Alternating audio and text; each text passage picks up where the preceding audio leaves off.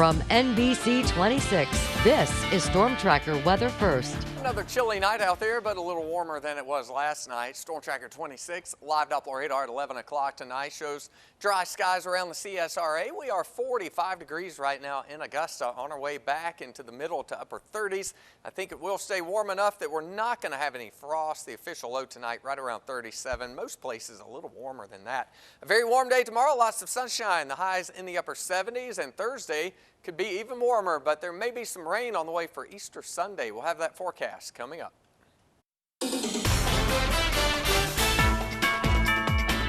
NBC 26 News at 11 starts now. Thanks for joining us tonight. I'm Paige Tucker. The horror we feel after the Brussels terror attacks has sadly become part of the new normal. And yet, even under what some call a constant threat of terror, the world in which we live must still find a way to carry on. NBC's Bill Neely has the latest on this morning's attacks. Terror in the airport terminal. It's 8 o'clock this morning, moments after an explosion. A stroller lies abandoned. A victim is on the ground. A survivor says, "Stay down." Through the smoke, a woman cowers, clutching a child. Someone cries, "Help me." Then survivors begin running past the bodies and the injured, and it wasn't over. Another bomber was about to strike in the very heart of Brussels, near the European Union's headquarters. 10 after 9, and deep underground, a massacre in the Brussels metro. A bomb has just exploded. Dozens flee through the darkness. ISIS claimed the attacks. Police believe these are the airport killers, wheeling bombs in suitcases. 2 blew themselves up. The third man, in the light jacket, is on the run. Belgium's Prime Minister called this a dark day. And all day, President Obama has been kept briefed. More than 200 were injured, many by shrapnel. Today's attacks come just 4 days after the arrest in Brussels of the Paris massacre suspect Salah Abdeslam. Belgian TV reporting tonight that a cab driver told police he picked up 3 men and dropped them off at the airport. They had great difficulty, he said, getting their heavy bags out of his car. He told police, and then he led police to that house where explosive materials were found. And that tragedy happening thousands of miles away, yet it still hits close to home. Vivette Smith owns and operates this Belgian chocolate shop right here in Augusta. She says just 2 weeks ago, she was flying out of that airport that terrorists hit this morning. She says she visits a few times a year and always goes through that very airport in Brussels. She says she's shocked and still shaken up from the news. I really was devastated to see the tremendous chaos at the airport, and just thinking that I was there less than 2 weeks ago. We were there, and when I saw the images this morning, I thought that could have been us right there. Smith was a teacher at Immaculate Conception for almost 20 years, but recently returned to Belgium to learn the art of making chocolate. She says she'll not give in to fear and still plans to go back home in October. Rudolph Lucas lives in Augusta but was born and raised in Belgium, and that's where much of his family still lives. This morning, he woke up to a nightmare. Not only was his hometown under attack, but his son was scheduled to board a flight at Brussels airport. Minutes after the attacks, Lucas says his son called him to tell him he was okay. After checking in on his family, Lucas says the anger set in. Killing so many innocent people who have nothing to do with their ideology, I think is really these are just cowards. And they don't deserve any humane treatment, if you ask me. Lucas says the people of Belgium are strong, and he hopes this tragic event won't tear them apart, but bring them together instead. U.S. Senator Lindsey Graham in Aiken this afternoon. He toured BAE Systems' facility there. That is a security company headquartered in Great Britain. We asked him about the attacks in Belgium, and he says even though the attack was on foreign soil, it's up to America to act swiftly. No doubt in my mind that the attack in Brussels was planned in Syria by ISIL leadership. It's very much like Paris. They're trying to get here.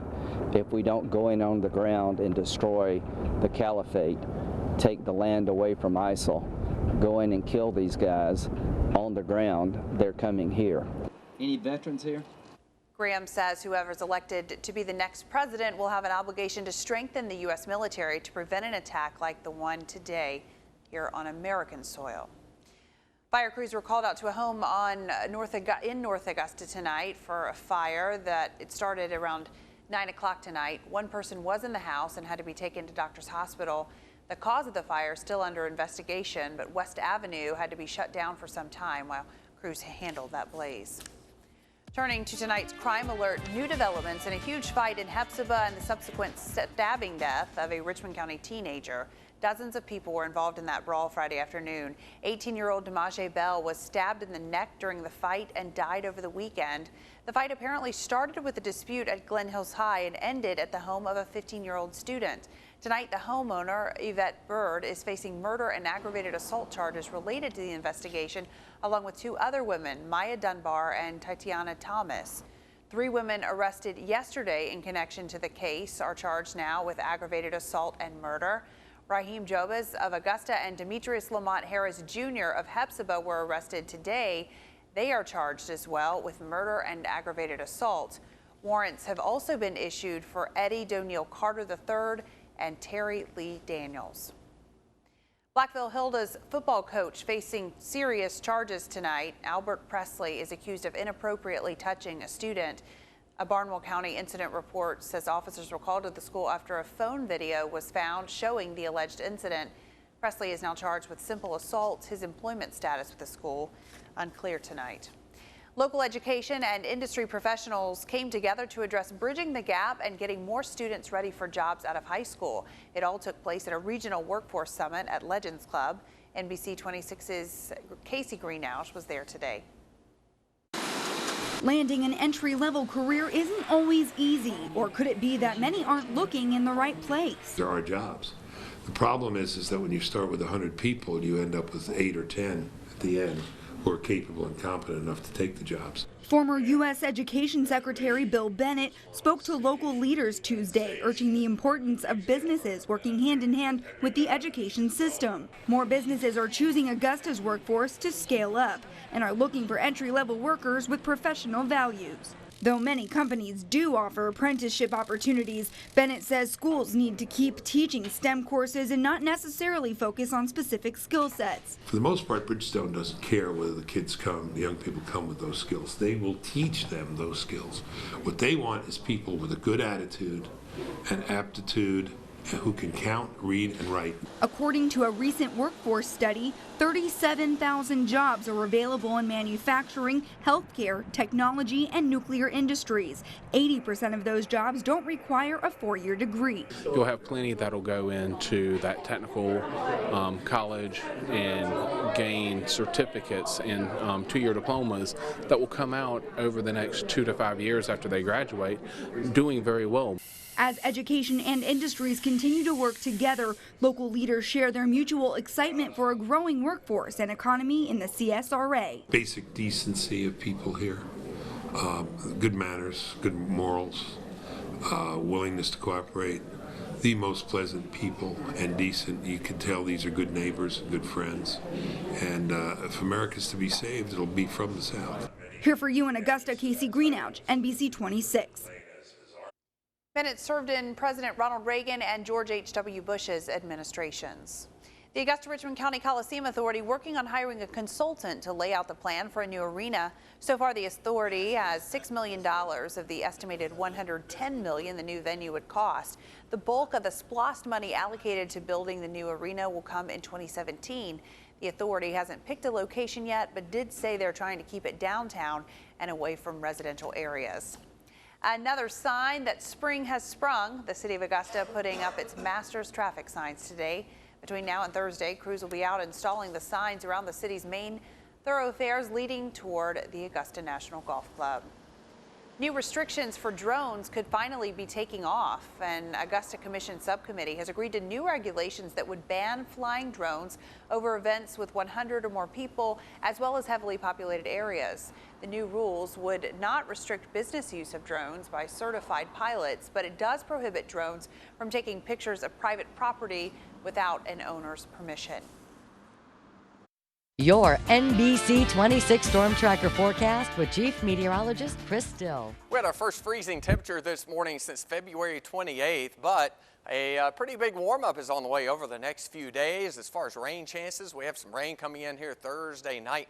Another chance of rain arrives just in time for Easter Sunday, so we'll have to keep an eye on the holiday forecast. As far as your Wednesday forecast, it'll be cold out there, colder than usual for this time of the year, starting off in the mid to upper 30s, but I think it'll be just warm enough. Most spots are not going to have any frost out there.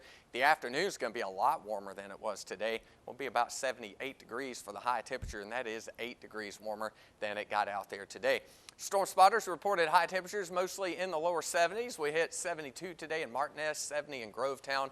Down in Jefferson County, a cold morning. Linda reporting 33 for the low, but the high 73. And we did have those freezing temperatures in McBean. Leroy and Irene reporting 31 for the low. Olin over in Johnston reporting a low of 32. Around the area, we rebounded nicely in the afternoon. 72 the high today in Barnwell. 60s across the northern tier with 69 for the high today in Lincolnton and in McCormick. On our tower cam tonight, it is 58 degrees out there. Still a little bit of a wind from the southwest at 5 miles per hour. Most of the area a little cooler than we are here at Television Park. In fact, at Bushfield, it's downright chilly at 45 degrees. Meanwhile, Evans coming in 15 degrees warmer at 60 degrees. 57 in Barnwell, so kind of pick your location there, and it could be pretty mild or actually kind of chilly out there tonight. High temperatures around the country today are on the up and up, especially out in the Plain States.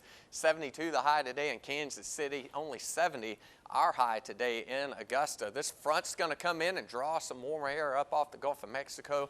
We also have high pressure located to our east, and those southerly winds around that are going to give us a big warm up, probably into the 80s by about Thursday. Meanwhile, this front comes in here and gives us some rain. You're going to see it on the 7-day forecast for Thursday, but we're really talking about Thursday night and probably very late Thursday night. There's noon on Thursday. The rain well back to the west, but we'll take things to about 11 o'clock tonight. There's a line of what could be a few thunderstorms coming in here late Thursday night. We'll have to keep an eye out to see if those are able to get strong or severe. This is 8 o'clock on Friday morning.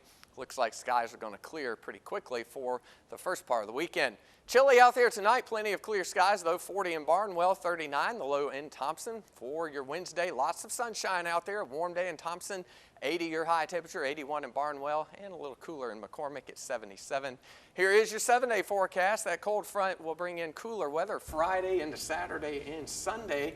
Another system comes in Sunday, and it looks like, Paige, this will hold off until later in the day. So sunrise services for the time being look pretty good. All right, good news there. Thanks, Chris. Coming up next, President Barack Obama wrapping up his trip to Cuba, what the trip accomplished when your News at 11 returns.